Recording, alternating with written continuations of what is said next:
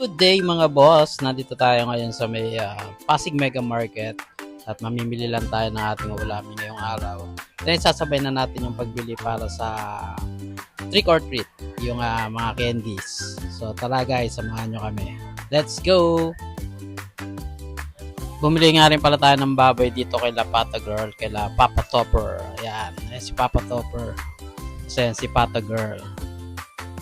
Ayan, yung oras na yan, dito na kami sa may bilihan ng mga gulay para dun sa ating isisigang. Tapos ito naman yung pagbili namin ng mga candies.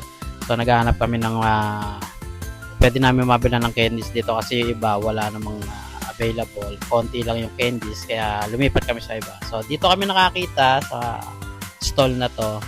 So dyan na kami hanap at namili para sa mga candies.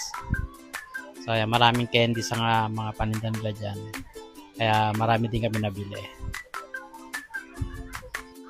Ayan guys, palabas na kami ng Pasig Mega Market. Tapos na kami mamili. At konti lang naman din yung pinabili namin. Ulam lang para sa isang araw. And yung mga gagamitin nga para sa trick or treat. Mga candies lang naman. So yun lang guys, maraming salamat. Thank you, God bless. This is Road Life Moto.